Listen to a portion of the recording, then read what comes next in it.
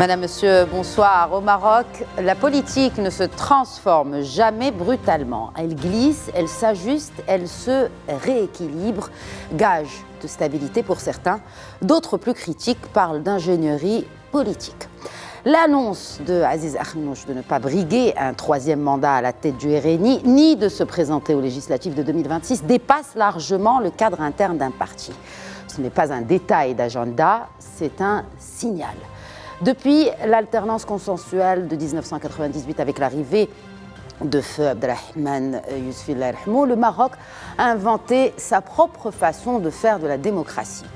Il s'agit d'intégrer plutôt que renverser, réformer sans casser et élargir la légitimité sans toucher au cœur du système. La Constitution de 2011 promettait un nouvel équilibre. Le retrait d'Aziz Akhannouch s'inscrit dans cette logique d'alternance maîtrisée. On change sans heurts, on transmet sans secousse. Pendant ce temps, nos partis historiques semblent s'essouffler. Le PJD et l'USFP, autrefois porteurs de rupture et d'espoir, peinent à se réinventer. Les mêmes visages, les mêmes méthodes et les mêmes mots. MOTS, bien sûr. Même au sein de la majorité actuelle, à l'exception notable du parti de l'Istiqlal, la crise plutôt de leadership touche désormais le RNI et le PAM. Et alors que les appareils politiques s'usent, la société, elle, n'attend plus. En septembre dernier, rappelez-vous, cette jeunesse ultra connectée qui est sortie dans la rue, ce n'était pas un combat partisan, mais un cri social. Un cri pour la santé, contre la corruption et un cri aussi pour lutter contre la confusion persistante entre pouvoir politique et puissance économique. Dans ce climat, voir surgir de nouveaux partis à quelques mois des législatives ravive un vieux travers marocain, la politique saisonnière. Alors, la question n'est pas de savoir qui succédera à l'actuel chef du gouvernement à la tête du RNI, à Aziz Akhannouch. La vraie question, c'est de savoir si nos élites politiques sauront enfin passer de la conservation à la transmission. Alors, pour répondre à cette question, on ne peut plus d'actualité depuis quelques temps maintenant. J'accueille sur le plateau de questions d'actu le politologue et professeur de droit à l'Université 5 de Rabat, professeur Mustapha Sahimi. Bonsoir. Bonsoir. Et un plaisir renouvelé d'accueillir sur le plateau, cette fois, de questions d'actu, mon confrère, chroniqueur et journaliste, Abdellah Torabi. Bonsoir et bienvenue à vous. Bonsoir Khadija. Messieurs, dans quel contexte cette sortie d'Aziz Akhannouch intervient-elle pour planter le décor? Mustapha Sahimi. C'est un contexte particulier. Il y a la Cannes jusqu'au 18, donc une ambiance festive de mobilisation. Et puis voilà que le 11 janvier, l'actuel chef de gouvernement et actuel président du RNI, parce que c'est bien ça qu'il faut dire maintenant, donc fait cette annonce de ne pas renouveler son mandat, de ne pas se présenter ni aux élections législatives, c'est intéressant, donc comme député de base, ni au prochain congrès du RNI, lequel était prévu pour avril. Tout à fait. Alors, avancé pour le coup pour voilà. Alors, qu'est-ce qui explique cette précipitation? Il avait ajouté ceci, il avait dit c'est une décision mûrement réfléchie. Si c'est une décision mûrement réfléchie, elle intervient à un mauvais moment, dans un mauvais contexte, on va sûrement y revenir. Il avait la possibilité de garder ça pour lui, le congrès étant pour avril, et demander à ce qu'il y ait le report du congrès pour octobre 2026. Et ça, la loi le permet. Puisqu'il y a des délais. C'est ce qui était prévu. Oui, c'est ce qui était. J'ai une autre lecture. Il était prévu, me semble-t-il, qu'il ait un autre mandat. Absolument. On va y revenir. Donc il y avait une gestion plus souple de cet agenda, plus douce, c'est de ne rien dire, de garder ça pour lui, de ne pas tenir le congrès du RNI en avril. En expliquant qu'il y avait la mobilisation qui était nécessaire pour les élections. Et c'est ça ce qui est intéressant, parce que le RNI est mobilisé depuis quelques temps maintenant, à travers ses meetings dans toutes les régions du royaume, grands meetings en grande pompe, organisés pour justement, peut-être même, on le disait, il ne faut pas non plus se voiler la face, préparer le prochain rendez-vous électoral. Et avec, bien sûr, la présence du président sortant du parti, avec la présence de Aziz Akhnouch. Donc beaucoup de questions autour de cette sortie. Pourquoi maintenant? Vous avez raison de le relever. Le RNI était en pré-campagne de manière massive pour 2026. Il y a toutes les tournées de Aziz Akhnouch, toutes les mobilisations, les budgets alloués. C'est le parti le plus riche de tous les partis marocains. Oui. Il a dépensé, estimation minimale, en 2021, il a dépensé 1 milliard de dirhams. Il aurait. Oui, écoutez, on va revenir sur cette formulation. Selon certaines sources, il se dit qu'il aurait dépensé 1 milliard de dirhams. Mes sources, c'est un certain nombre de responsables de partis qui ont fait du terrain, qui n'arrêtent pas de faire le procès des élections de 2021 pour l'argent. Maintenant, quelle est la situation? Il crée une situation exceptionnelle pour le RNI et pour son statut de Premier ministre. D'abord, pour le RNI, voilà un parti qui se retrouve donc orphelin avec des guillemets, puisque son président dit que dans un mois, il va quitter, le 7 février. Mais nous allons revenir à l'impact sur les RNI dans quelques instants. J'aimerais bien aussi, autre son de cloche, de la part de Abdallah Tourabi. Comment interprétez-vous ce retrait de Aziz Akhnouch? Est-ce que c'est la fatigue du politique? C'est possible. Pour reprendre une de vos expressions. C'est possible. En fait, c'est le retrait. Le retrait est complètement étonnant. C'est, selon l'expression journalistique un peu consacrée, c'est un cotonnerre dans la vie politique marocaine parce que personne d'entre nous ne s'attendait à son départ. Qu'on soit clair. Oui, il y a 2 semaines. Il y a juste 2 semaines, j'assume. On le disait sur ce même plateau et vous parliez de la présidence du RNI et que c'était la présidence de Aziz Akhnouch. Mais beaucoup le souhaitaient, dans la classe politique en particulier. Souhaitaient quoi? C'est-à-dire son départ? Son départ. Ah non, mais c'est pour ça que je disais, on est passé par des séquences. C'est-à-dire, si vous m'avez demandé, je pense que c'est Mustapha aussi d'accord avec moi, si vous m'aviez demandé au mois de septembre-octobre, quand il y avait la sortie de ce qu'on appelle la génération Z et ces jeunes qui étaient dans la rue, je vous aurais dit que, oui, probablement sa vie politique est finie. Aziz Akhnouch.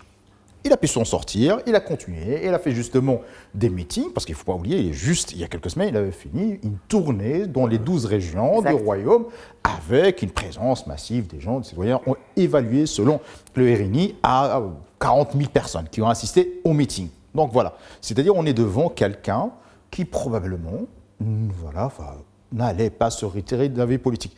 On ignore, franchement, si on n'est pas, Aziz Akhnouch, on ne sait pas, on ne connaît pas la raison principale pour laquelle il a pris cette décision. Tout ce qu'on sait, c'est que la veille, le bureau politique du RNI s'attendait à une réunion justement pour aller dans le sens de ce qui a été dit par Mustapha, c'est-à-dire la possibilité de prolonger les mandats de la direction du parti, comme ça, pour coïncider avec les élections.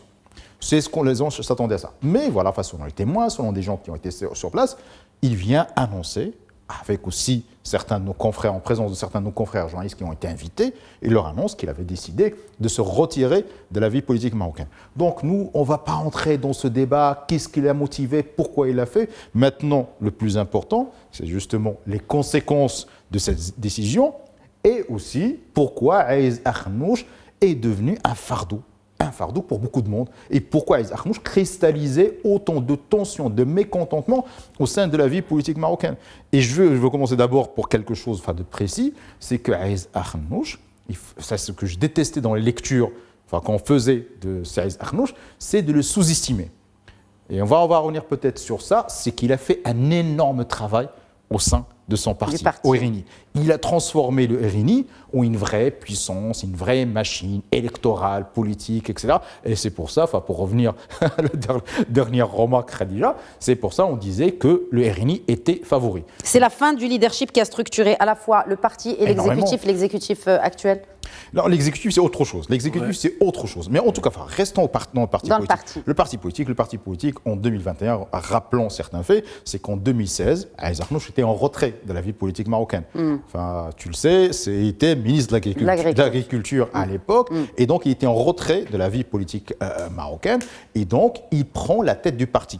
Il fait un très bon travail. Il faut être objectif et neutre quand il faudrait évaluer les faits et les événements politiques. Sur le parti. Sur le parti. Il a fait un énorme travail. C'est-à-dire il a structuré le parti, il a mené une très très très grande bataille électorale contre le PGD. Il ne faut pas oublier que le PGD... Mais les têtes du parti, est-ce que ce sont des militants? Si vous dites qu'il a structuré le parti, il a structuré le parti en tant que parti politique ou en tant que manager ou en tant que leader plutôt technocrate? Très bonne question. Alors, il l'a fait d'abord en tant que manager, c'est-à-dire c'est quelqu'un qui est venu avec un mindset de l'entreprise privée, du gestionnaire, du patron d'une boîte. Donc, il a mis justement de l'ordre dans le parti. Et c'est pour ça le parti, on a vu, enfin, ils organisent des meetings qui sont, voilà, enfin, qui étaient des meetings qui ressemblent à des meetings de grands partis européens et américains.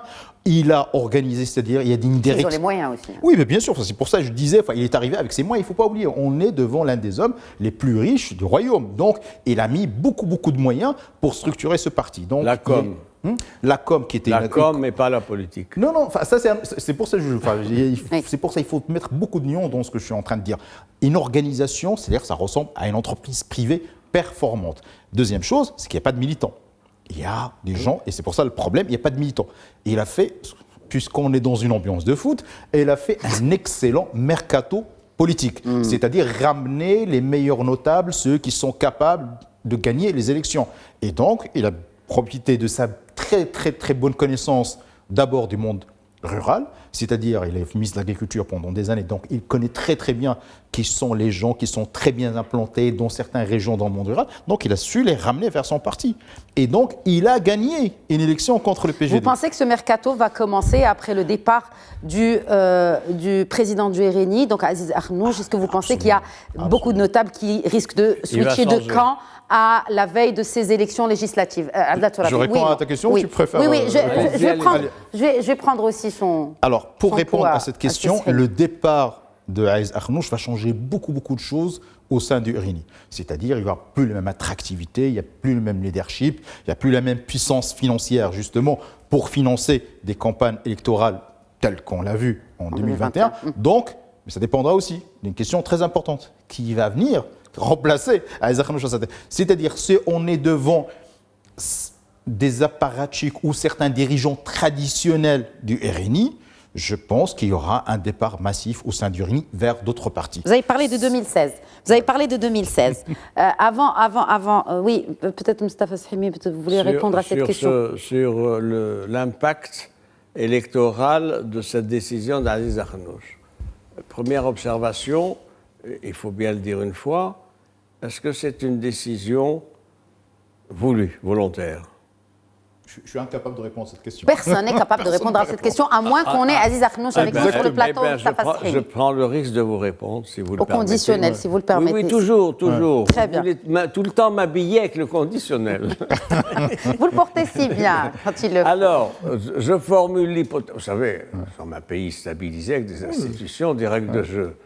Ce n'est pas l'occasion d'un week-end qu'un chef de gouvernement installé, qui est à la tête du RNI, premier parti donc de notre système partisan, a une idée lumineuse en disant évidemment, il y a le bureau politique, je vais leur dire. C'était pas inscrit à l'ordre du jour du bureau politique du RNI d'ailleurs.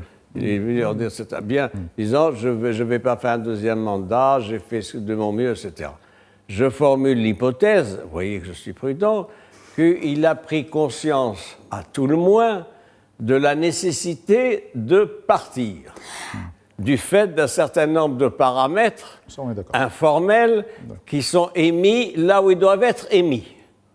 Est-ce que j'ai été suffisamment suggestif?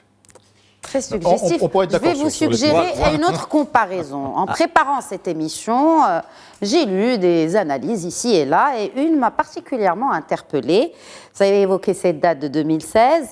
Eh bien, pour certains, cette situation actuelle, le retrait de Aziz Akhannouch, je ne vais pas dire de la vie politique, mais en tout cas de la présidence du RNI, et de ne pas se présenter aux prochaines élections, est semblable à un blocage, au blocage de 2016. Et pour certains, ils sont allés plus loin dans la comparaison, ils comparent Aziz Akhannouch à Ilham Kiran. Commentaire, Moustapha Sahimi. Pas du tout. Les situations ne sont pas de même nature, ne sont pas comparables.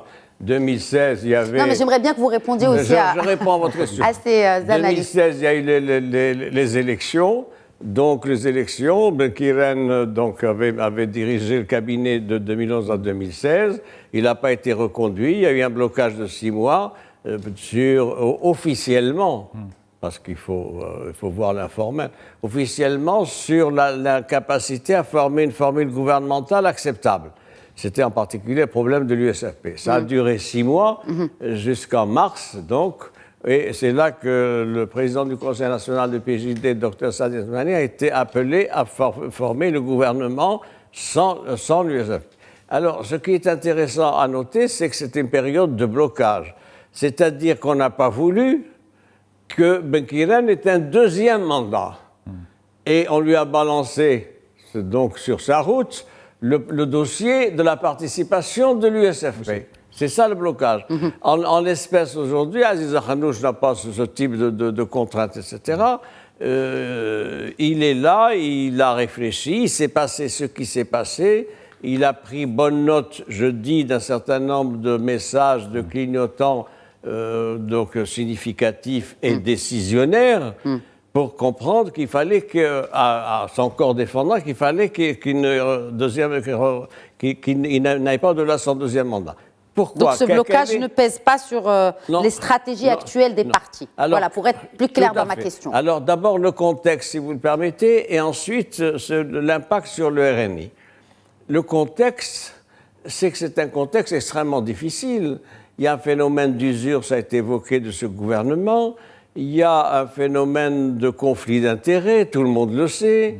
Il y a le fait que dans la gouvernance, il y a beaucoup de clientélisme. Enfin, c'est quand même extraordinaire que le remaniement d'octobre de 2025 ait conduit à coopter un certain nombre de profils estimables, sans doute, etc. Octobre 2024, pardon. Comment? Si je peux me permettre. Octobre 2024. Octobre 2024. Exact. Oui, voilà. Oui. 2024, un certain nombre de profils estimables, sans doute, mais qui étaient dans son circuit d'affaires. C'est quelque chose d'intolérable pour l'opinion publique. Bien.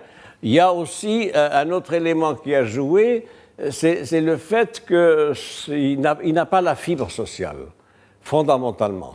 Et d'ailleurs, d'où la manière dont il considère le dialogue social, alors qu'il y avait des orientations du souverain pour qu'il y ait un dialogue social continu, institutionnalisé, c'est-à-dire avec 2 sessions semestrielles. Ce n'est pas le cas. Il balade les syndicats, il ne les reçoit pas. C'est une politique du coup de force. On l'a vu avec le projet de loi organique sur la grève il y a un certain nombre de mois. D'autres dossiers importants sont relégués.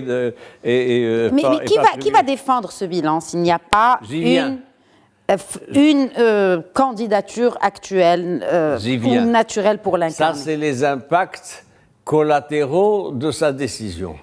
Nous allons entrer dans une campagne électorale. Nous sommes déjà dans la pré-campagne électorale, on est dans la campagne. Alors, lui-même aura une difficulté majeure, psychologique et politique, à défendre son bilan. Oui, mais il ne peut pas défendre son bilan s'il n'est plus président. Non, mais il est chef du gouvernement. Mais il est chef du gouvernement. La difficulté, ça sera pour lui de faire campagne, alors que son auditoire, que ses militants, les autres, le considèrent comme un partant qui n'a pas réussi. Premier point. Deuxième point, il va être soumis à la concurrence de ses 2 alliés, qui ne vont pas se gêner pour dire, hey, vous savez, il est partant, lui, etc. C'est nous qui avons fait un certain nombre de choses. Nous allons y venir pour ces alliés aussi. Troisième point pour clore votre réponse. Vous m'avez posé la question sur le bilan pour les RNI. C'est pénalisant. Oui. Quel est le notable? Vous savez, les notables sont astucieux. Ils ont une culture politique. Ils savent, ils mesurent.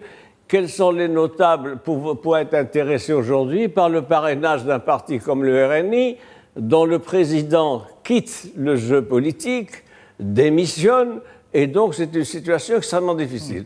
C'est un coût favorable, c'est une valeur ajoutée pour qui? Pour le PAM, qui déjà avait des difficultés avec un certain nombre de gens qui pensaient aller vers le RNI. C'est ça qui est intéressant. On a observé, vous le savez, un phénomène de transhumance qui se faisait de députés du PAM vers le RNI. C'est ce que je disais tout à l'heure. Donc le RNI était porteur. Le mercato a peut-être déjà commencé. Et puis c'est une valeur ajoutée pour les Stirlel qui va dire, vous savez, Là, il n'y a que l'Istiqlal qui est porteur de réformes, etc. On y vient justement, peut-être un complément d'information sur ce que devient un parti comme le RNI sans sa figure de proue, sa figure dominante en pleine période préélectorale Abdel Tourabi. C'est plus qu'une figure de proue. Aïs Akhnouch a réussi quelque chose que personne n'a réussi dans la vie politique marocaine.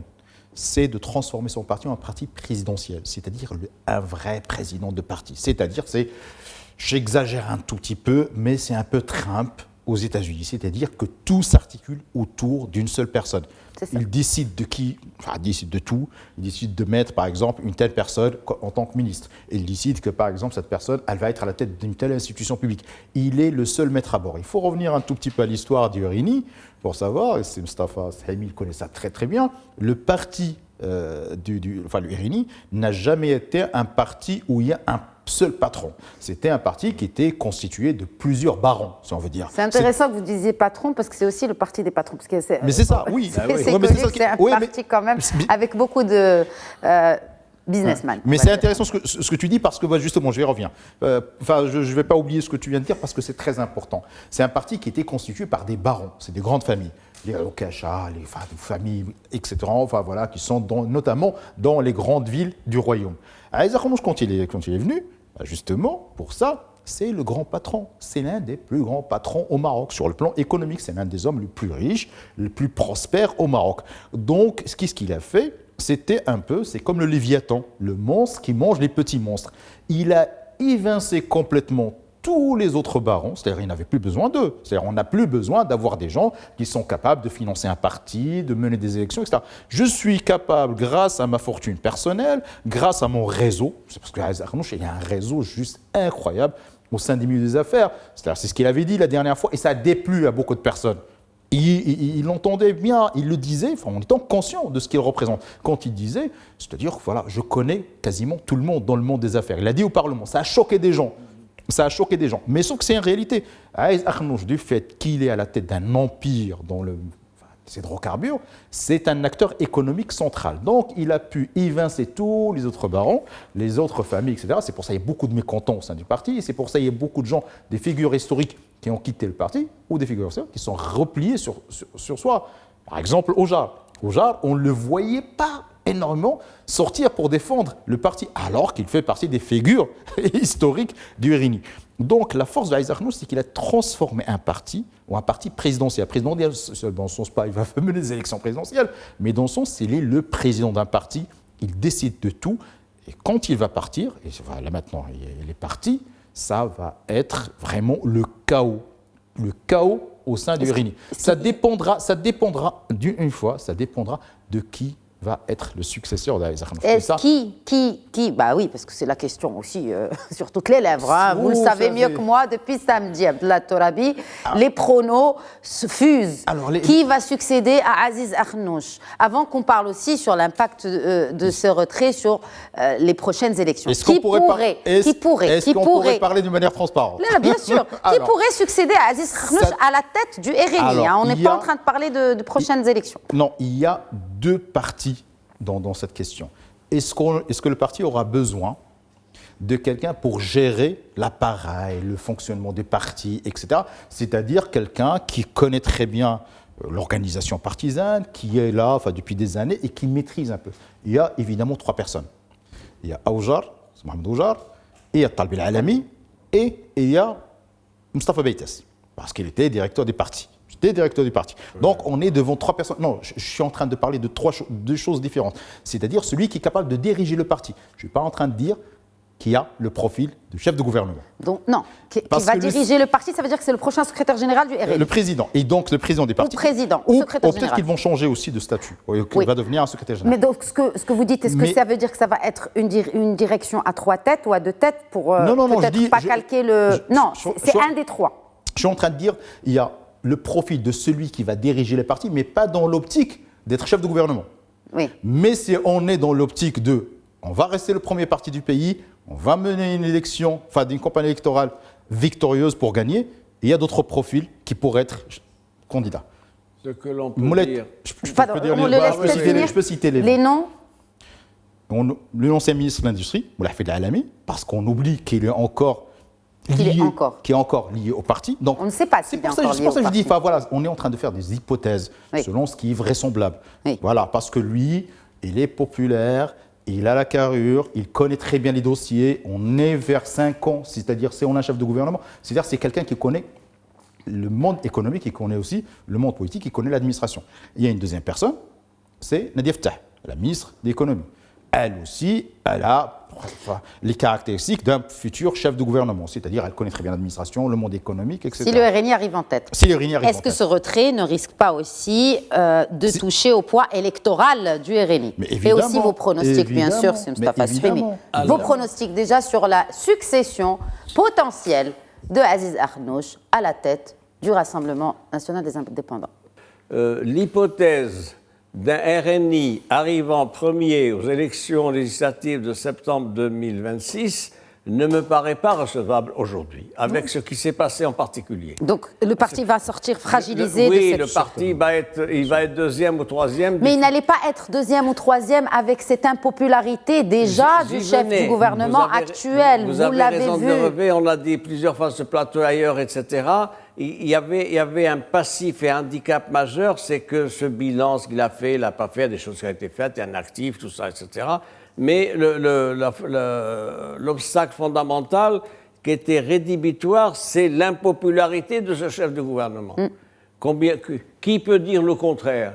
C'est un chef de gouvernement qui était impopulaire, et s'il arrivait premier et qu'il était reconduit pour la législature de la nouvelle législature 2026 comme chef de gouvernement, je soutiens que ça aurait été considéré par les citoyens comme une provocation et un élément de déstabilisation politique, parce que ça aurait relancé toutes les contestations sociales qu'il y a dans le royaume qui sont importantes, en disant comment vous allez encore nous fourguer, si je puis dire, un chef de gouvernement dont on ne veut pas. Deuxième point, il a été aussi imprudent, me semble-t-il, dans sa communication, en donnant crédit à cette crainte de l'opinion publique. Pourquoi ? Il y a eu un certain nombre de mois de communication, de passage, où il se projetait à l'horizon 2030. Et donc, il préemptait par avance la reconduction naturelle à ses yeux de son mandat de chef de gouvernement. S'il avait gagné les élections, en face. Oui, mais je soutiens que c'était difficile. Je voudrais juste rappeler aussi que selon vos mêmes projections lors de la dernière émission que nous avons consacrée à la rentrée politique, elle n'a même pas une dizaine de jours cette émission, vous aviez confirmé, selon vos pronostics encore une fois, que le RNI allait arriver, ou en tout cas était donné favori pour arriver en tête lors des prochaines élections, malgré l'impopularité de Aziz Akhannouch. Pas moi. Ah non, moi, je le maintiens. Moi, je le maintiens. Et je redis encore. Je redis. Si Aziz Akhannouch relance demain sa décision, il dit c'est une blague, c'était juste pour rire, etc., il va gagner les élections. Vraiment, Mon cher collègue, l'état des lieux est tel qu'il était difficile pour ce parti, avec Akhannouch, d'arriver premier aux élections de septembre 2026 du fait de l'état de mécontentement et de la dynamique sociale contestataire, et puis de ce qui n'a pas été fait. Ce qui n'a pas été fait en matière d'emploi. Il y a 1 600 000 chômeurs, le taux de chômage est 13%. Je ne parle pas du chômage des femmes, des diplômés, etc. Il y a 300 000 diplômés chômeurs, etc. Donc le bilan était tel que c'était difficile pour lui d'être premier. En plus... Je ne suis pas d'accord avec vous. Je continue, si vous le permettez. C'est le fait que pour la première fois, à la différence de 2021, il était confronté à un bilan. Un bilan et donc à un vote, probablement un vote sanction. Dernier point pour le RNI, avec évidemment maintenant le départ programmé de Aziz Akhannouch, le RNI est perdant électoralement. Pourquoi ? Parce qu'il y a un certain nombre de notables qui vont transhumer vers d'autres partis. Ou revenir à leur parti, parce qu'il y avait beaucoup de notables qui avaient... Oui, voilà. Mais essentiellement le PAM, et le PAM, c'est les partis qui attirent un peu... Ou d'autres, parce que le RNI a aussi recruté chez les autres formations politiques. Il y a un autre point aussi, c'est qu'il ne peut pas y avoir de motivation électorale des électeurs pour voter RNI. Est-ce que le retrait ne change pas justement la psychologie du vote en 2026, notamment chez les jeunes électeurs, en rupture avec les élites traditionnelles, ce qui va nous mener aussi à parler des autres partis politiques? Il ne s'agit pas que du RNI ce soir. C'est le même sentiment chez les jeunes et chez les élites et chez les citoyens. Mais avec le retrait de Aziz Akhnouch, est-ce que leur avis ne va pas changer sur le parti? Non, c'est une défiance supplémentaire à l'endroit d'un parti et à l'endroit d'un chef de gouvernement présenté qui est président d'un parti et qui finalement quitte le match sans attendre la fin. Ouais. Je suis absolument en désaccord avec Mustafa, ce qui est très rare d'ailleurs, ici. Non. Alors, je disais encore une fois, si Aziz Akhnouch, étant encore à la tête du RNI, il serait capable de gagner les élections. Pourquoi? Pour une raison qui est très très simple. C'est encore une fois, on va revenir à ce qu'on disait la dernière fois. C'est une hypothèse théorique. Non, c'est une hypothèse. Bien sûr, non. Qui n'est pas à soutenir puisqu'il ne se présente pas. Non, je suis pour ça. Mais s'il devait revenir, il disait que si c'est une blague. C'est pour ça que je disais, c'est la question des bilans, elle n'est pas du tout importante. Et on le sait très bien. La question des bilans, les Marocains ne votent pas pour une question de bilan. Les Marocains votent pour d'autres considérations. Quand je dis les Marocains, c'est-à-dire les personnes qui vont aller aux urnes en septembre prochain. Je disais ça, c'est que les Marocains, les gens qui vont voter, ils votent pour d'autres considérations sociologiques, qui est des relations, surtout dans le monde rural. Vous prenez par exemple les villes, vous prenez Casablanca, vous prenez Rabat, vous prenez les grandes villes. Pour des élections en 2021, il y avait une désaffection qui était massive des urnes. C'est-à-dire que les gens qui vont voter, c'est le citoyen marocain qui vit dans le monde rural, qui vit dans les petites villes et bien sûr qui vit dans le Sahara, les provinces du Sud. Ce sont des gens qui participent massivement. Pourquoi? Parce qu'il y a des considérations tribales, des considérations claniques et d'autres considérations qui font une sociologie électorale qui pousse les gens à voter pour des notables. C'est pour ça, j'insiste sur le poids des notables. C'est parce que ce n'est pas seulement de l'argent, mais c'est aussi parce que c'est mon cousin, on appartient à la même tribu, etc. etc. Donc, Aziz Akhnouch, il avait cette capacité à ramener les meilleurs notables. Il ne faut pas oublier aussi tout ce travail qui a été fait pendant ces 4 années et demie de recrutement, de cooptation de plusieurs personnes qu'on va retrouver dans les administrations à la tête des services publics importants. Et donc ça, on l'oublie. C'est pour ça, Aziz Akhnouch, il a réussi, pour son parti, il a réussi à implanter son parti dans l'administration, dans les services publics, dans beaucoup de secteurs de la vie et aussi dans les grandes villes. Maintenant, vous parlez d'une institution en particulier qui risque peut-être aussi de jouer un rôle lors des prochaines élections L'Agence pour l'aide sociale. Oui, c'est extrêmement important pour vous rappeler le dispositif. Oui, il a raison sur ce plan. C'est Aziz Akhnouch a mis en place un dispositif électoral pour quadriller les élections. Je vais vous donner un exemple. Il a nommé sa secrétaire générale de la primature, il a nommé qui était membre de son cabinet depuis 15 ans, il a nommé donc une décision du Conseil des ministres chargé de l'Agence pour l'aide directe. Savez-vous quel est le budget de l'aide de cette agence? Moi, je lis la loi de finances. 24 milliards de dirhams. C'est quoi ce budget de l'aide sociale directe? C'est l'argent qui est donné donc, pour toutes les aides sociales, etc. Et c'est une source exceptionnelle d'informations pour le ciblage des campagnes électorales. Donc c'est pour ça. a répondu à ma question. Je conclus sur ça. Je disais, c'est pour ça. Il faut être constant et consistant dans ce qu'on dit. C'est pour ça que je disais toujours que Aziz Akhnouch et le RNI étaient capables de gagner les élections. Maintenant, tout a changé. Les cartes ont complètement changé. Maintenant, on va revenir à cette question du retrait. Est-ce que le retrait va dynamiser l'offre politique? Probablement. C'est-à-dire, dynamiser quoi? Alors, on parle du RNI, parlons des autres partis de la majorité. Je dis des autres partis. Quid du PAM, par exemple? Parce qu'on le sait, c'est sûr que PAM, d'ailleurs, un parti qui est né comme une force de rééquilibrage du champ politique marocain, on le sait. Et le parti traverse aussi une crise. Est-ce qu'il sort renforcé de ce retrait de Aziz Akhnouch quand même? Oui. Il va sortir. Malgré les divisions, les égos, etc., le PAM va essayer d'optimiser un effet d'aubaine lié à cette conjoncture. Comment, Abdallah Tourabi? Parce que d'abord, ça enlève le spectre de Aziz Akhnouch qui plane au-dessus de tout le monde, c'est-à-dire tout est possible maintenant. C'est-à-dire, on n'est plus devant quelqu'un qui est capable justement de mener une campagne avec des moyens qui sont exceptionnels, etc. Maintenant, le favori, qui est le RNI, est déstabilisé, complètement déstabilisé. Maintenant, tout le monde a une carte à jouer. Tout le monde pense, enfin quand je dis tout le monde, c'est-à-dire les deux partis qui sont dans la majorité. Le RNI, enfin le PAM et le Istiqlal.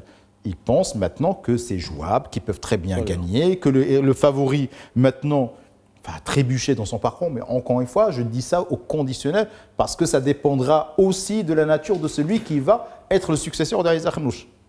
Ça, c'est une question très, très importante. Si on se retrouve avec une personnalité forte, capable aussi de faire le même travail qu'Aziz Akhnouch, à restructurer, à donner davantage de puissance au parti, dans ce cas-là, je pourrais dire, ça dépendra, on va se retrouver dans quelques jours, probablement, pour en parler. Et là, on va dire, est-ce que c'est possible ou pas? Mais en tout cas, ça va donner de la puissance à tout le monde, à tous les partis politiques, pour dire, oui, c'est possible d'arriver premier. C'est comme si on était dans une compétition de football et le favori, il est éliminé au premier tour. Donc, toutes les autres équipes peuvent dire, il y a un coup à jouer. En parlant des autres, oui, mais il y a un coup à jouer, mais on voit que les autres équipes aussi traversent une crise de leadership. Non, pas vraiment. Le Istiqlal, un peu moins. Le Istiqlal, un peu moins. Nizar Baraka, encore une fois, on a un gros problème dans ce pays, dans l'analyse politique, c'est qu'on sous-estime beaucoup les gens. C'est Nizar Baraka, je dis ce que je pense, c'est que Nizar Baraka, il y a beaucoup de gens qui l'ont sous-estimé. Alors que Nizar Baraka, il est en train de la jouer d'une manière fine, très fine. Très fine. De son style, d'ailleurs. Non, dans son style. C'est-à-dire, c'est un style qui est particulier. Qui ne ressemble pas aux autres chefs de partis politiques. C'est un style très particulier. C'est pas quelqu'un, c'est pas Chabat. C'est pas un tribun, c'est pas Chabat, etc. Voilà. Il a pu justement se libérer du poids de certaines baronneries qui existent au sein de son parti, qui étaient extrêmement puissants. Et donc, il a fait un peu d'équilibre. Il est en train de jouer aussi sur la carte aussi de l'autonomie, c'est-à-dire, disons, voilà, il y a les provinces du Sud qui sont liées au parti de l'Istiqlal, etc. Il y a un coup à jouer sur ça. Et il est en train de... il faut juste prendre, il y a quelques jours, son discours, qui était à l'occasion du 11 janvier. Oui. On dirait quelqu'un qui est dans l'opposition.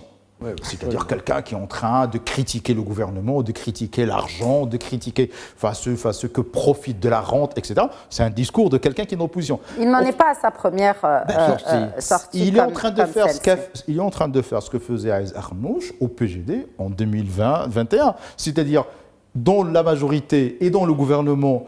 Les jours de la semaine et le week-end, il est dans l'opposition. En parlant du PJD, le PJD aussi et l'USFP, parlons des autres partis qui aujourd'hui sont pointés du doigt à cause de leur leadership. Vous me permettez je n'ai pas répondu à votre question sur les profils possibles. Rapidement, je sais. Et et après vous répondez à celle sur le PJD, l'USFP. Il y a l'historique du RNI, c'est quand même intéressant à relever.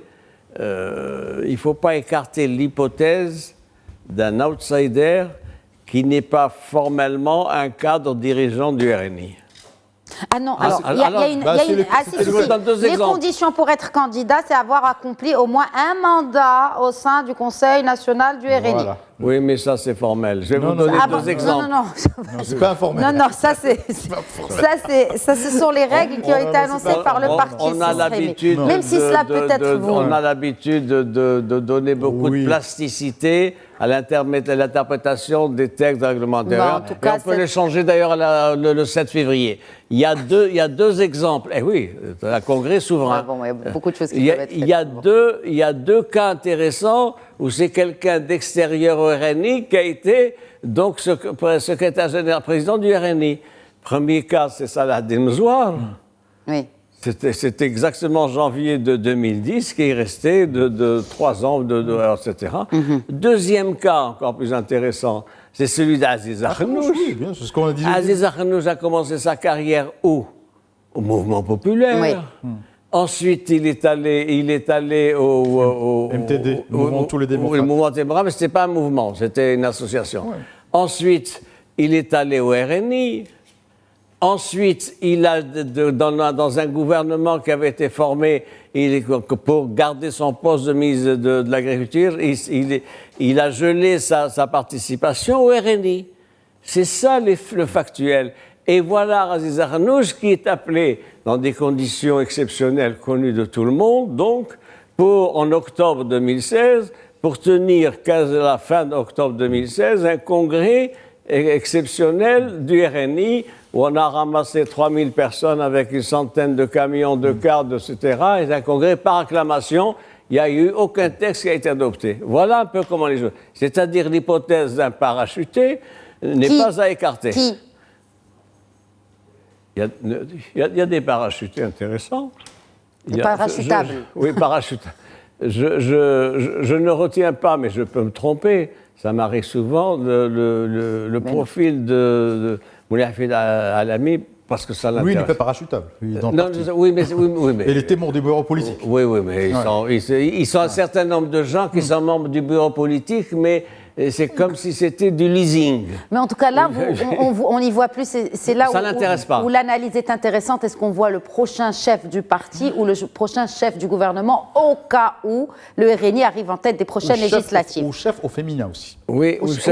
Alors, les deux autres partis, PJD et USFP, avec à leur tête deux secrétaires généraux qui s'accrochent. Qui s'accrochent. D'abord, je suppose que je n'ai pas de nouvelles particulières, mais je suppose que Abdillah Benkiran, il est dans une situation euphorique. Ah oui, avec tout. C'est-à-dire qu'il a fait campagne depuis des années contre Aziz Arnouch. Mais outre les guéguerres personnelles, parce qu'il nous reste 5 minutes, est-ce que cela va finalement... est-ce que cela va bénéficier à son propre parti? Parce que c'est là où se joue la vraie bataille, c'est pas les batailles entre personnes. Parce que Benkiran a une intelligence politique particulière. Tout son dit, tout son déclaratif, c'était de s'en prendre essentiellement à Aziz Arnouch. Oui, mais est-ce que ça va lui servir maintenant? Est-ce que ça va servir à calmer les critiques contre ceux qui voient en Abdillah Benkiran quelqu'un dont le discours est obsolète aujourd'hui, dépassé, et qui ne va pas finalement vraiment bénéficier au PJD lors des prochaines législatives? Ça va bénéficier... Même son cloche pour le SFP. Ça va bénéficier de manière marginale, etc. Mais je doute que la marginalité du PJD dans le système partisan soit reconduite ou améliorée, transformée de telle sorte qu'il arrive premier.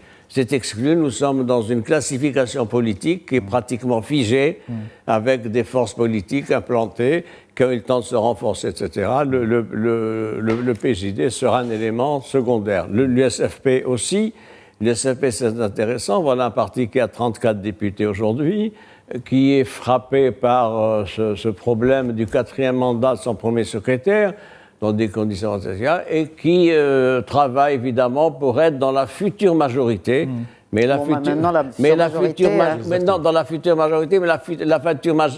majorité sur laquelle il travaillait avec Aziz Arnouch n'est plus peut-être valable en septembre 2026. Alors, moi, je vais parler rapidement de 3 partis. Je ne sais pas ce qui se passe ce soir, mais je suis absolument en désaccord avec ce staff.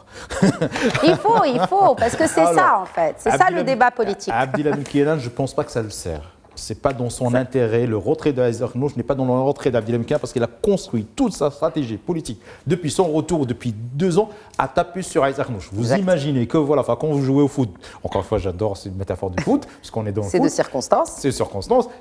Quand vous jouez au foot contre un adversaire, bien sûr, ça te permet de résauter ton niveau. Mais quand vous jouez contre personne, quand il n'y a plus personne en face, donc c'est un problème. Vous commencez à jongler avec le ballon parce que ça ne sert à rien de jouer une partie de foot. Donc pour Abdillah Benkiran, ça ne le sert absolument pas parce qu'il est privé de son meilleur atout. Mais il continuera à y faire référence.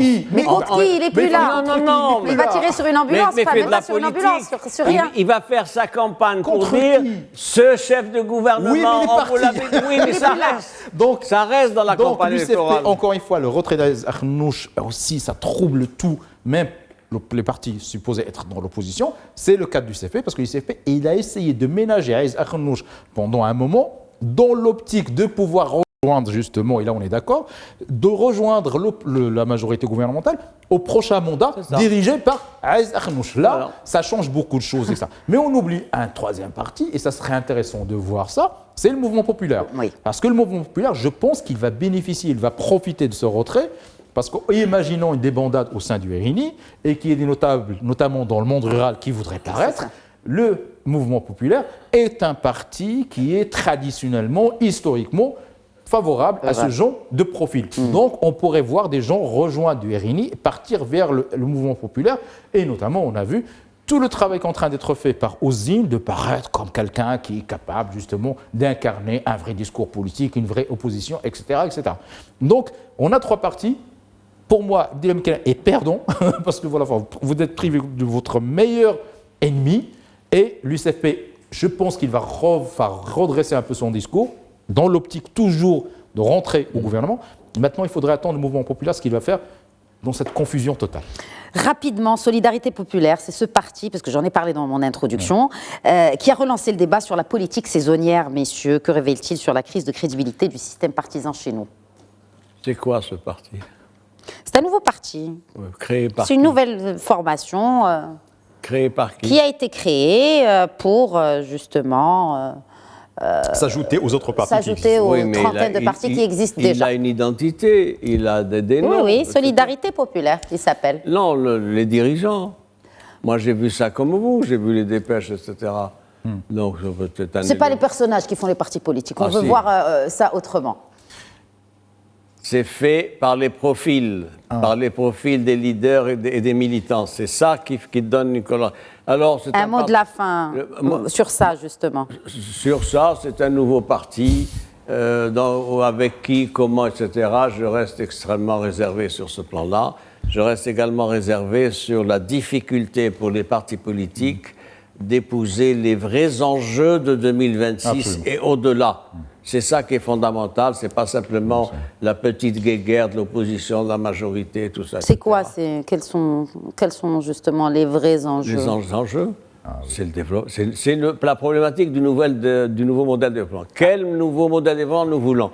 Quel gouvernement va peut-être adopter enfin ce nouveau modèle de développement? Ensuite, l'offre partisane, l'offre programmatique, qui propose quoi? Et les questions fondamentales qui intéressent les gens, contrairement à ce qu'a dit mon distingué ami ici présent, les gens votent sur des problèmes, l'emploi, le chômage, la santé, l'éducation, les conditions de vie, etc., parce que ça, c'est fondamental. C'est fini le vote. C'est de plus en plus fini le vote sur le notable X Haj Mohamed ou le Haj Khoddour. Qu'est-ce que j'aurais espéré que ce soit ça. Mot de la fin, Abdallah. Mot de la fin, pour un nouveau parti, ou pour 10, ou pour 20, ou pour 30 nouveaux partis, marhaba. Ça ne change rien. Ça change... Pour les indépendants aussi, qui vont se présenter. Alors, j'ai une autre lecture, j'ai toujours une autre lecture différente de ce truc. Ils disent, oui, on a beaucoup de partis. En France, par exemple, il y a 200 partis. En France. Aux États-Unis, il y a des centaines de partis. Mais finalement, le jeu se fait entre 4-5 partis. Au Maroc, le jeu électoral, quand vous regardez finalement les résultats des élections, on est devant 4 partis qui sont à 70% des votes, et le reste ça se répartit, 30, et c'est toujours 4-5 autres partis qui se repartissent. Donc, qu'on ajoute 20, qu'on ajoute 30, qu'on ajoute 100 partis, ça ne change absolument rien au jeu. C'est un élément de confusion tout de même. Non, pas du tout, parce que les gens, ils savent très bien pour qui voter. On vote toujours pour 4-5 partis, et vous regardez toujours, vous regardez 2021, 2026, pas 2026, 2021, 2016, 2026. On regarde 2026, et ça me donnera raison, vous allez voir. Donc, que ça soit 20, 30 autres partis, ça ne change rien. Donc le 7 février, il y aura vraiment une nouvelle personnalité politique dans notre pays. Et on va en parler. Certainement. Voilà, en tout cas. Merci. Je vous prends au mot, Abdallah. Merci beaucoup encore une fois d'avoir été avec nous. Merci Mustafa Stahimi. Merci à vous. Ce fut un débat passionnant, comme on les aime bien, un débat politique, sans mauvais jeu de mots. Merci à vous de nous avoir suivis. Très bonne soirée à tous.